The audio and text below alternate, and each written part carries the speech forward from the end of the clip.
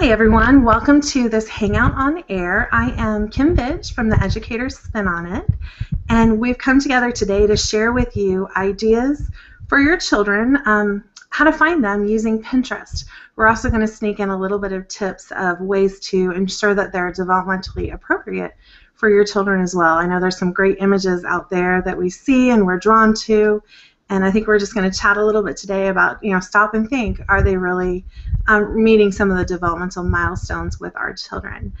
One of my kind of cool things I get to do as a blogger is get to meet lots of people virtually.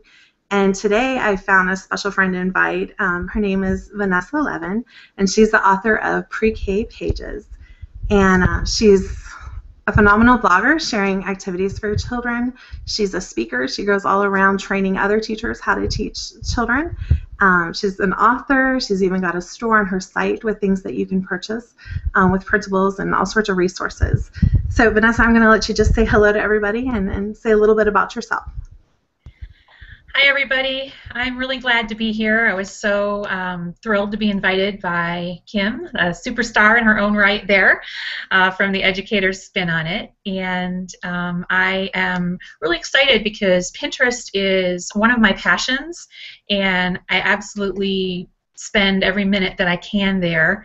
And one thing I do when I do speak to teachers is I always ask them if they've heard of Pinterest or if they use Pinterest in their planning, and usually the whole audience will go, ooh, Pinterest, and people will usually hold up their phone because they're usually on Pinterest already. Like, I love it. If they're in an audience, they're probably on Pinterest. So it's pretty cool that we can kind of combine our passions with kids and blogging and Pinterest and just have these really cool conversations. So I'm really thrilled to be here. Well, I'm glad you took time out of your busy schedule. Now you're heading somewhere very soon for presenting, right? I think I'll be in Topeka, Kansas next weekend, and I pretty much just state hop from there, and I'll be in Tampa, Florida after that, and a couple of, just check my website under the workshops page and you'll see all the different places. Basically everything I do and everywhere I go is here in my phone, so that's what tells me where to go and when to be there.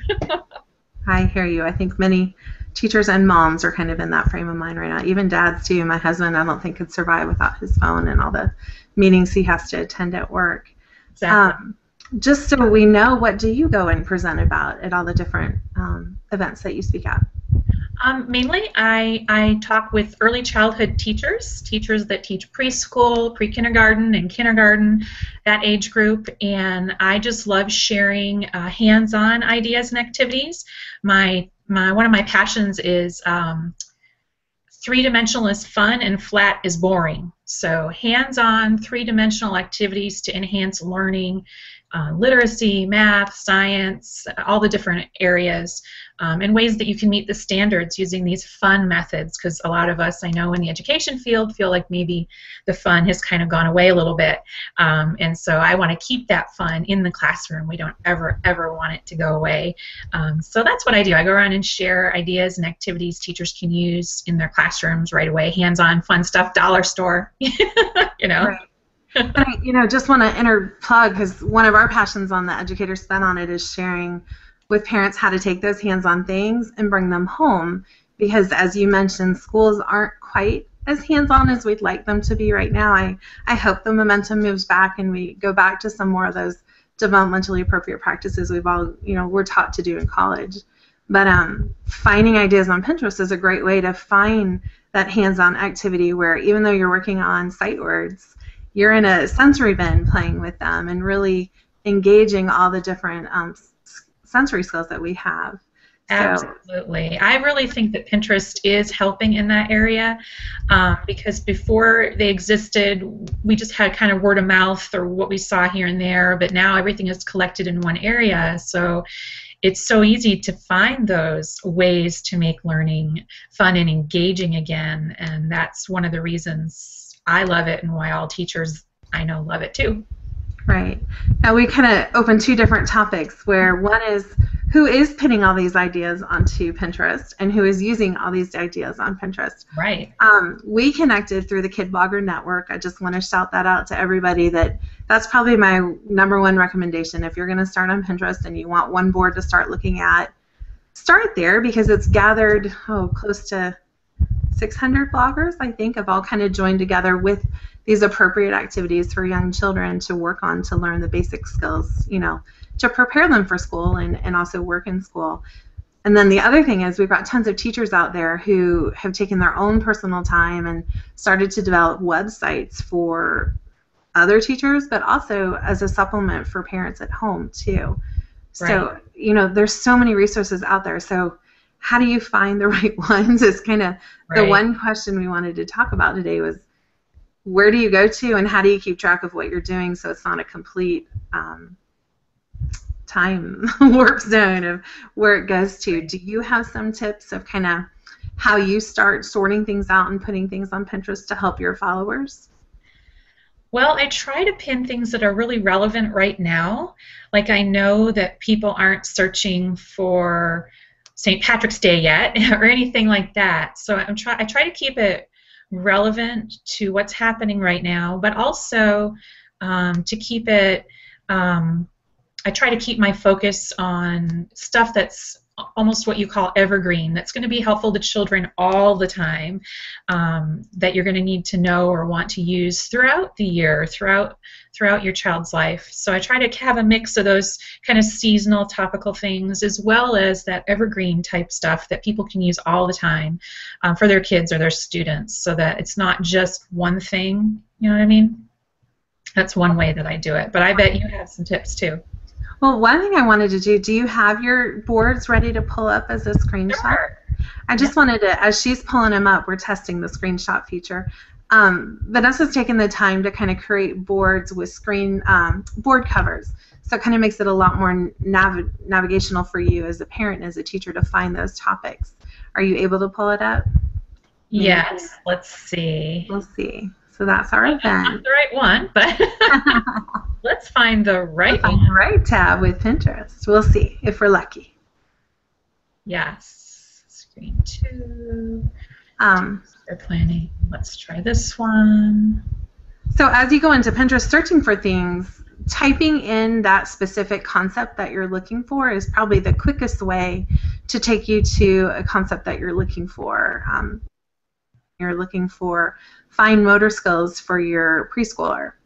Typing that in is going to bring a vast amount of pins for you, but it's also going to bring a vast amount of boards for you. My kind of quick tip, if you're searching, is search under the boards tab instead of the pins tab, because you're going to find what other people have already searched for. So you're using their time and saving it for you, and then you can kind of explore that board.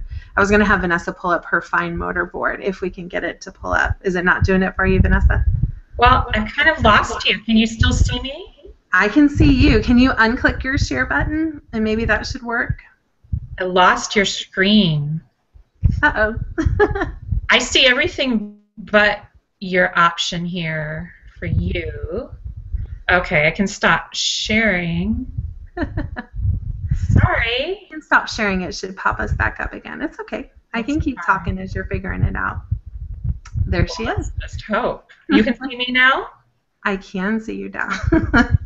We're playing Peekaboo. This is an early childhood game, right? Keeping your attention. What comes next? Come on. So we were going to vote for fine motor skill board, but we can just tell you about it. And I left the link on the event page for you guys, so you can go search for it and use it. And we even have one too. Handwriting is how we've labeled it. So I just want to kind of bring attention to that. Many teachers and bloggers are using their boards as a way to kind of open up their filing cabinet of lesson plan ideas for you. I don't know, we had something we wanted to talk about, your scissor pen, and I just drove like, oh, that's the next point we wanted to talk about was once you pull up that activity, you're going to want to stop and think. Oh, there I am. Hey, you found yourself. I love it. Is it developmentally appropriate for my child? So I wanted to talk with you a little bit about how do I know if this activity is going to be appropriate for the milestones for my child? Right, right. Well, if I was successful at screen sharing, we had a great link, and I think that Kim, you put it in the I did. It's on the event page already, waiting for everybody to use. it's on the event page, and the Centers for Disease Control here in the U.S. Has a great page on developmental milestones for children from birth through the age of 5. And so if you're looking for activities on Pinterest, and you find an activity and you're like, this looks awesome, I want to do that, how do you know if that activity is right for your child or your class? And so you can actually look at the milestones and see what kids of each age group are expected to be able to do according to the developmental milestones. And so if you have infants in your care, or if you have an infant child, you can look at those and see if indeed this activity would be appropriate. One of the ones that comes to my mind is the one that Kim shared recently on her site, Educator Spin on It, with the infant in the lids. That got a lot of engagement on Facebook, and it's a great skill because infants are grasping objects, they're manipulating objects, and this is an important skill that babies need to have, but maybe not everyone would know that. So looking at the milestones and kind of connecting it to that is one way to do it. And then I had one, the scissor skills that you mentioned. I had a recent blog post about scissor skills, and I did get a lot of questions about, this is great information, but what age is it for? Like, I have a 2-year-old, is this appropriate? I have a 3-year-old, is this appropriate? So if you look at the milestones under 4-year-old, it clearly says uses scissors. So if you have a 4-year-old, then definitely this post is for you. For a 3-year-old, then it says something about maybe begins to, or you know what I mean? So the milestones will help you decide or figure out what is or isn't appropriate for your child now. But if it's not appropriate this minute, you can pin it for later, right? Right. And that's the next topic we were going to really talk about is, as you're pinning, we both kind of recommend to pin to age-specific boards for yourself so you can kind of keep track of things.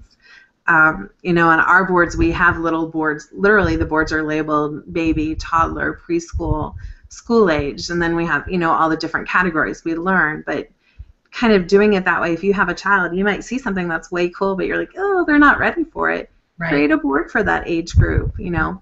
And my kind of tip is name it a title that you think other parents might be searching for, because you might save them time down the road too. You know, if you name it Kim's board, to do with Kim, that's not going to help anyone else on Pinterest other than give away your child's name and probably their last name, because a lot of us have accounts under our own names. So my tip is don't use your child's name, but use the age group that they're going to be focused on. Do you have anything to add to that, Vanessa? Well, I think that you touched on a good point, Kim. In the beginning, when Pinterest started, for those of us who are Pinterest dinosaurs, it used to be the trend just for general users to name their boards really whimsical things. And that's wonderful, but I think in the education field, if you're using Pinterest for a specific goal, like for education or for parents or whatever, then you do want to be intentional when you name those boards. So naming a board Awesome Stuff, you know, for Dylan or whatever, is not going to be helpful to other people. And Pinterest is all about engaging other people, and it's a social network. And so if indeed you do want to share your ideas and your pins with others, and you want them to discover you because you want to then discover them, you're going to want to intentionally name those boards.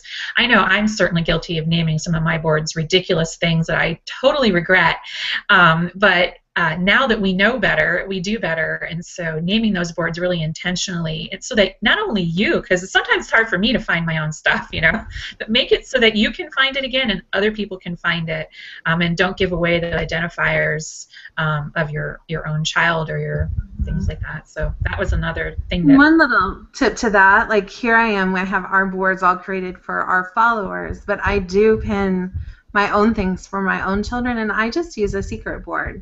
And a lot of times I have an 8-year-old, so she'll sit and we'll pick out things to do together after school. I use it as almost its own little resource guide that I can sit and say, well, here's some math ideas. Which ones would you like to do this week? Or, fall is coming soon. Let's take a look and see what type of fall activities. Because honestly, the ones she chooses are probably the ones she's going to be more inclined to want to learn with and explore and have fun with.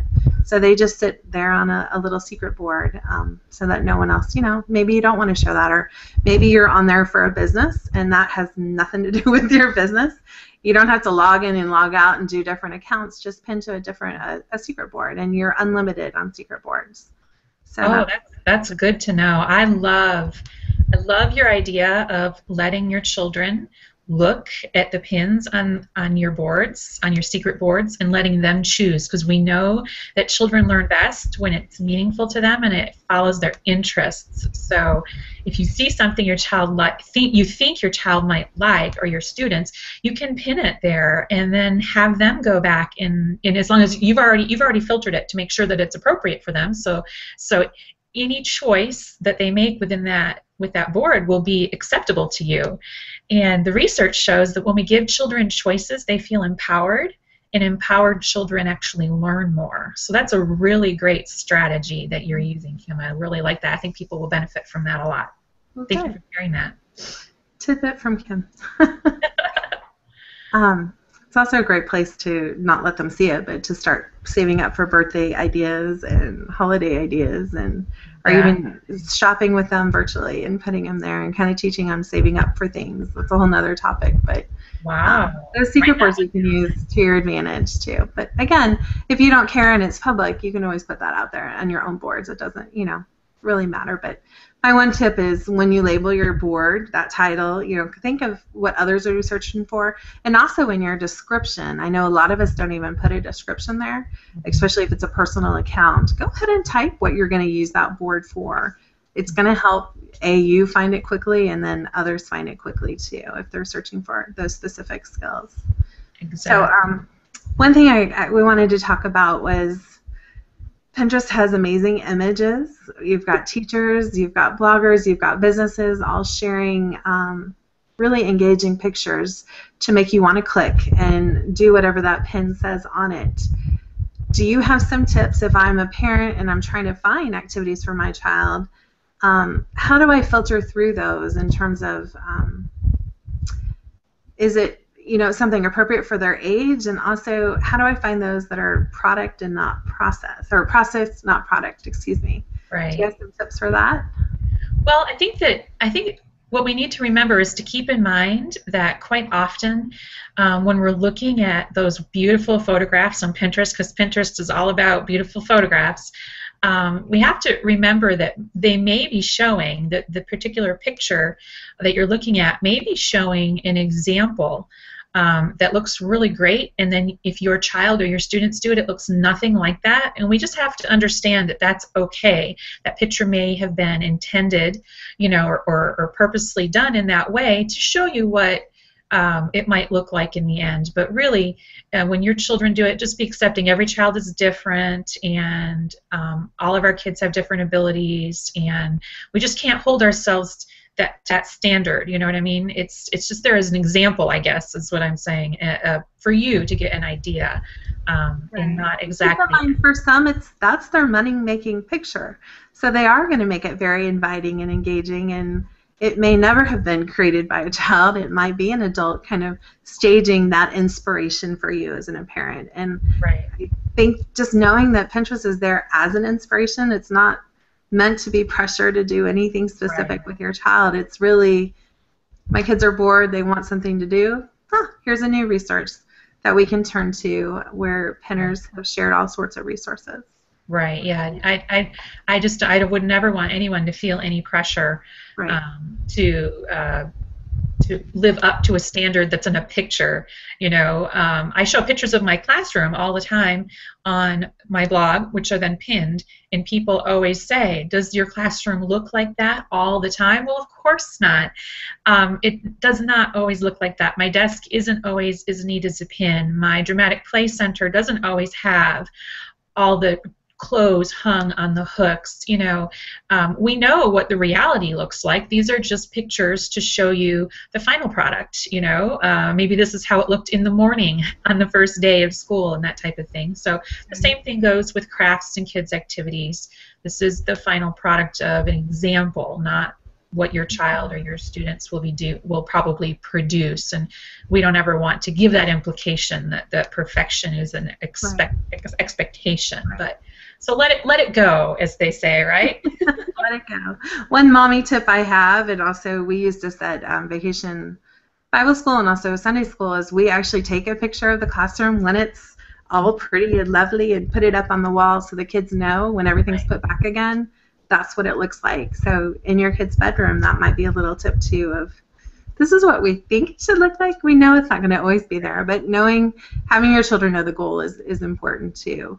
One tip I wanted to throw in with looking at activities on websites and on Pinterest is as you look at it, think about how much of that will I have to help my child with and how much will they be able to do all on their own independently. If you're ranging over and doing majority, you're going to have to do this and you're going to have to do this and you're going to have to prep that. It's probably not yet the craft for them to do just yet. And save that on that to do, next year for when they're turn 4 or when they turn 8. Because those fine motor skills change dramatically over the years. And I've noticed a few times we'll show up to play dates and a mom will bring, oh, look what I found on Pinterest. And it ends up being the moms doing a lot of it and the kids kind of quickly pacing something and they're done. And at the end of the day, did they learn a lot from it? Probably not. Did it look cute? Yes. So it's finding those balances between the two, I think, is really important. So don't feel pressured to make it look beautiful and cute. Just make sure they're learning something through the process of doing it. Right. It's the experience and the process. That's what it's all. It's not the end product in mind. So I think that's a struggle for a lot of people. We see the picture and we want to do it, and it's so cute. But then the reality sometimes strikes us that, I'm going to have to cut out 22 triangles, 22 squares, 44 circles, and then you realize, well, wow, that was really not something that was appropriate for a large class of children or appropriate for this age group or whatever. So, and there are times and places if you're using that project to go do something else with, maybe it is important to have it, look specific and right, and all of a sudden it becomes a whole nother character for a child to go retell a story with or do dramatic play with. There's always places where it does matter and you need to do it. But I just wanted to throw that out there that think before you pin. But I think it's important to know that doesn't mean that's a bad pin just because it's not appropriate for you or your child or your class at that time. It's just not the right time for that. So, maybe repinning it somewhere else with a different description or label or whatever. And one thing you can do, and I do it often when I pin, is because we call ourselves the educator spin on it for a reason. I'm always looking at other people's ideas and then spinning them in a different way.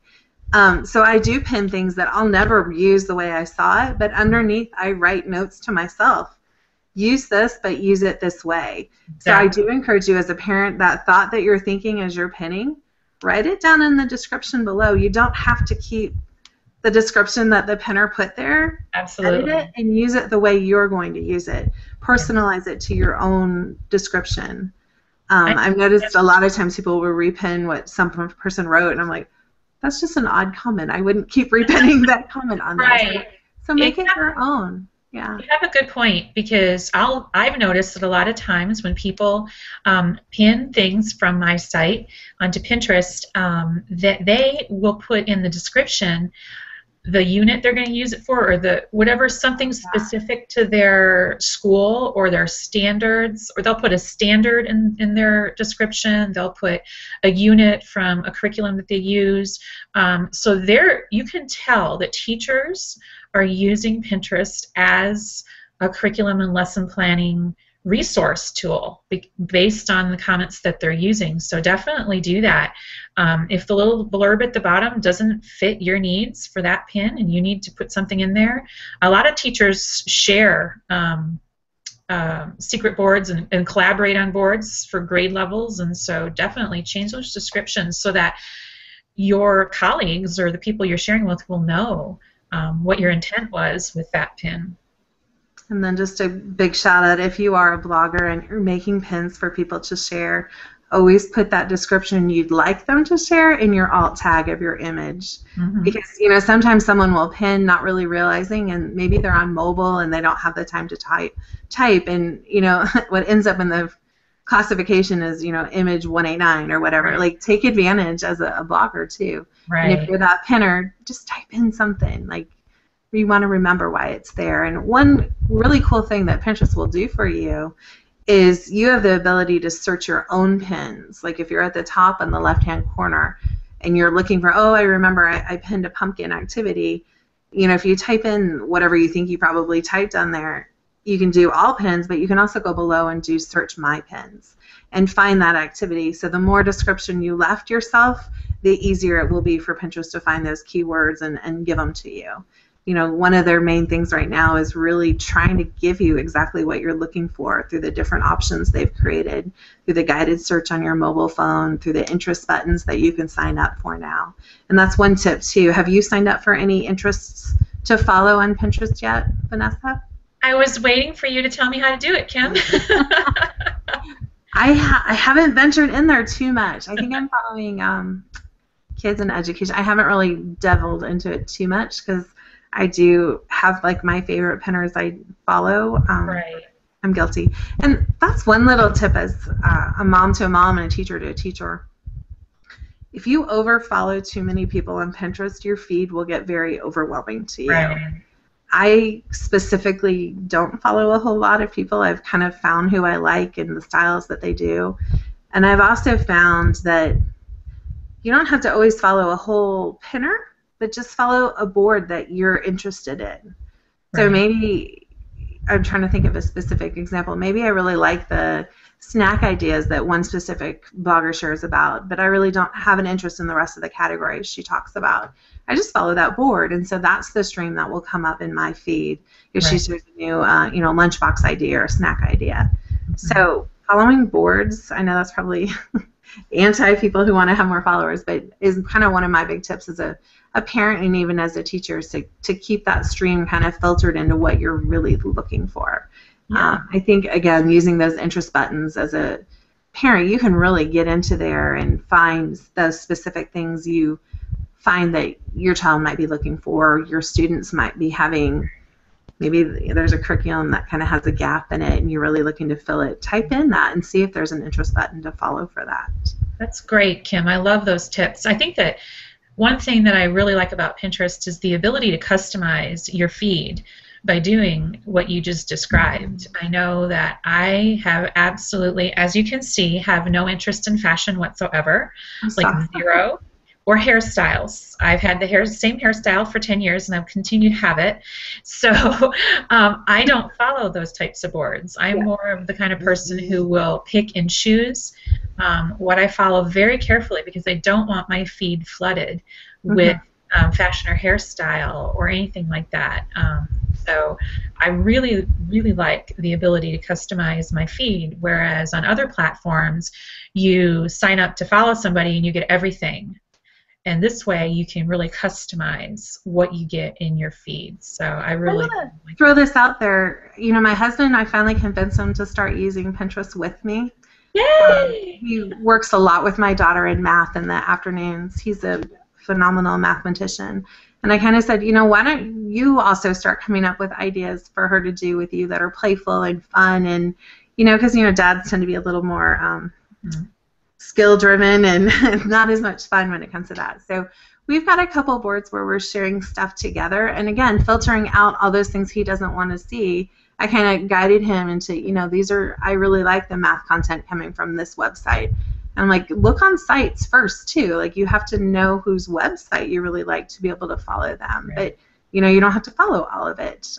We also have started some meal planning together on Pinterest because, it's a place for guides, too. So, and this afternoon, I'm going to be on the Manly Pinterest Tips show. Ooh, I told my husband. Come join me at 3 p.m.